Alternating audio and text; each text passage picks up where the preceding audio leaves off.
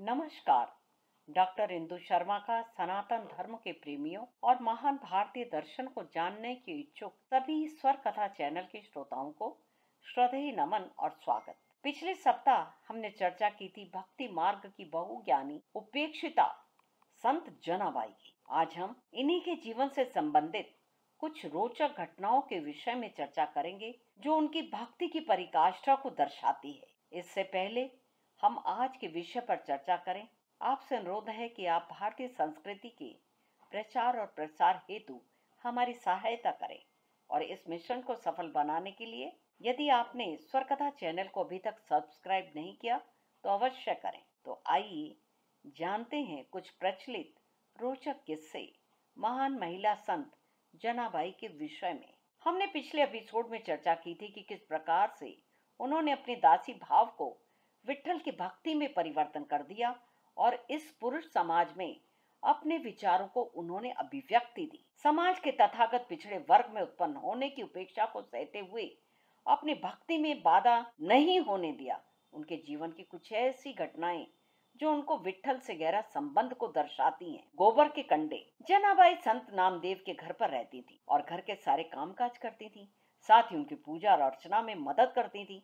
जनाबाई की पड़ोसन उनसे ईर्ष्या करती थी और अक्सर उन्हें भला बुरा कहती रहती थी, तो पड़ोसन की बात को वो हमेशा ही नजरअंदाज कर देती। पड़ोसन को जब लगा कि जनाबाई पर उसकी बातों का कोई असर नहीं हो रहा तो उसने एक दिन चाल चली और जनाबाई रोजाना गोबर के कंडे उपले थापा करती। पड़ोसन ने ये कंडे ले लिए कि ये कंडे उसके हैं। तब जनाबाई ने कहा कि मेरे कंडे हैं। बस इसी बात पे झगड़ा बढ़ गया। सैनिक उन दोनों को राजा के पास ले गए। राजा ने जनाबाई से पूछा कि कोई निशानी बताओ जिससे साबित हो सके कि ये कंडे उनके हैं। पर जनाबाई ने कहा कि मैं भगवान विट्ठल का नाम जपते हुए हर काम करती हूँ। कंडे बनाते समय भी मैं विट्ठल विट्ठल का जपा कर रही थी। आप कंडों को कान से लगाकर देखिए, उनमें से विट्ठल का नाम अवश्य सुनाई देगा। यह बात सुनकर सभा में मौजूद सारे लोग चौंक पड़े। तब राजा ने सच में अपने कान के पास कंडे को ले जाकर सुना तो विट्ठल विट्ठल की आवाज आ रही थी। यह सुनते ही राजा जनाबाई के चरणों में झुक गया और साथ ही उन्होंने उनकी पड़ोसन को सजा दी। विट्ठल ने जनाबाई के कपड़े धोए। एकादशी का दिन था और जागरण का आयोजन हो रहा था। इस आनंद में रात कैसे बीती किसी को कोई पता नहीं चला। जागरण समाप्त होने के बाद लोग अपने अपने घर लौट आए। जनाबाई भी अपने घर वापस आ गईं और विश्राम करने के लिए थोड़ी देर लेट गईं। भगवत प्रेम की मस्ती अभी पूरी तरह नहीं उतरी थी और वह इसी भक्ति में लीन होकर सो गई। जब उनकी आंख खुली तो देखा सूर्य उग चुका है। जनाबाई ने सोचा कि आज काम में बड़ी देर हो गई और नामदेव जी के घर में झाड़ू पोछा बर्तन सफाई में देर हो गई। वे तुरंत जल्दी जल्दी अपना काम करने लगी। जल्दी जल्दी काम खत्म करके वे कपड़े धोने के लिए चंद्रभागा नदी के किनारे पर पहुंची। कपड़े धोते समय अचानक उन्हें याद आया कि एक महत्वपूर्ण काम तो रह ही गया। वे तुरंत नदी से उठकर नामदेव जी के निवास की ओर चल पड़ी। तभी रास्ते में एक वृद्धा मिली जिसने जनाबाई को देखकर प्रेम पूर्वक कहा, तुम चिंता मत करो, तुम घर का काम निपटा कर आओ, तब तक मैं तुम्हारे कपड़े धो देती हूँ। जनाबाई ने कहा, नहीं माता, आप भला मेरे लिए कष्ट क्यों उठाएंगी? मैं अभी लौट कर आकर अपना काम खुद कर लूंगी। वृद्धा ने मुस्कुराते हुए बोला कि बेटी, मेरे लिए यह काम कोई कठिन नहीं है, कभी तुम मेरी सहायता कर देना। वृद्धा ने कुछ ही समय में सारे कपड़े धोकर साफ कर दिए। थोड़ी ही देर में जब जनाबाई वापस लौटी तो उन्होंने वृद्धा से कहा, माता, आज आपके कारण मुझे बहुत सहायता मिली।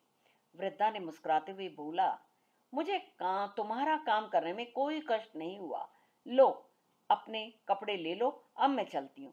इतना कहकर वृद्धा वहां से चली गई। जनाबाई के हृदय में वृद्धा के प्रति अपार स्नेह उमड़ आया, लेकिन उन्हें यह समझ नहीं आया कि यह वृद्धा कब और कहां चली गई। जब जनाबाई ने चारों ओर देखा तो वृद्धा उसे कहीं नजर नहीं आई। अपने भावुक हृदय से वे नामदेव जी के पास गईं और पूरी घटना सुनाई। नामदेव जी ने सुना और तुरंत बोले, अरे जनाबाई, वह कोई साधारण वृद्धा नहीं थी, वे तो स्वयं विट्ठल थे। भगवान विट्ठल ने जनाबाई के लिए खुद कूड़ा उठाया और चक्की भी चलाई। जनाबाई घर के काम करते करते भक्ति में खो जाती। जनाबाई हमेशा अपने ही काम में मग्न रहती थी, विट्ठल के प्रेम में डूबी हुई झाड़ू लगा रही थी। तब उन्होंने कूड़े का ढेर इकट्ठा कर लिया और उससे भरने के लिए जैसे वो वापस आई तो देखा कि विठल स्वयं टोकरी लेकर कूड़ा भर रहे थे। पहले प्रभु बुढ़िया के रूप में आते थे, लेकिन अब वे साक्षात विठल के रूप में उन्हें दिखाई देने लगे और उनकी मदद करने लगे।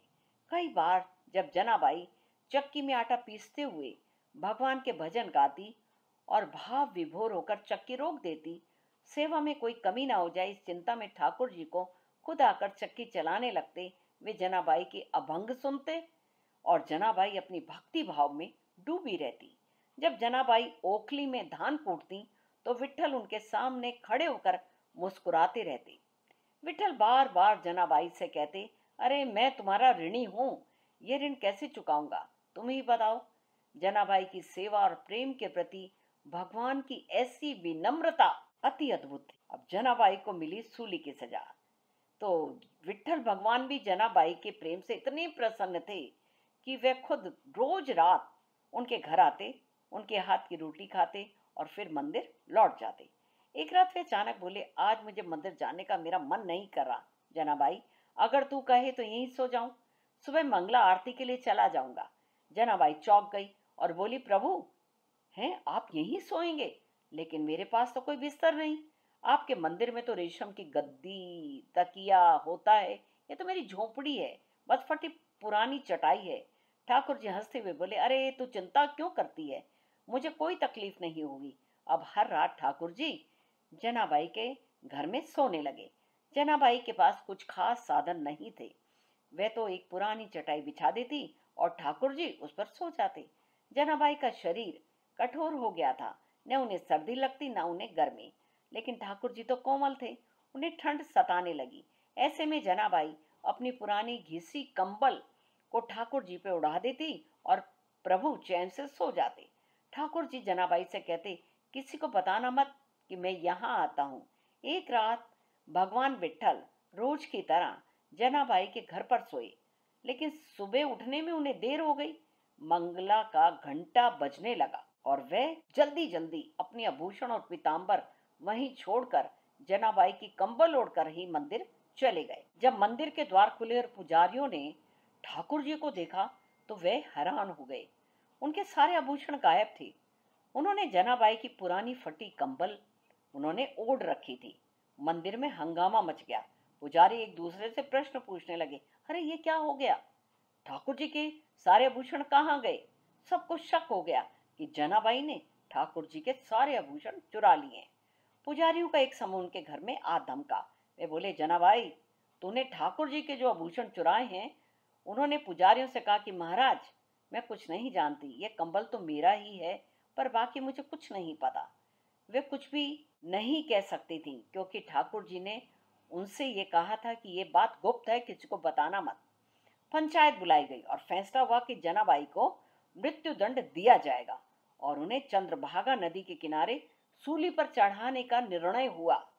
जब जनाबाई को सूली पर चढ़ाने की तैयारी हो रही थी तो उन्होंने विठल से अंतिम प्रार्थना की कि हे विठल, अगर इस शरीर को ऐसे छोड़ना है तो मुझे कोई फर्क नहीं पड़ता, मुझे तो बस यही प्रार्थना है कि मेरे गुरु का नाम बदनाम ना हो। जैसे ही जनाबाई ने प्रार्थना पूरी की कि ऐसा चमत्कार हुआ कि साक्षात विठल भगवान वहां प्रकट हो गए और उनका तेज देखकर सभी स्तब्ध हो गए। भगवान ने कहा, ये आभूषण जनाबाई ने नहीं चुराए, बल्कि मैं खुद उन्हें छोड़ कर आया था।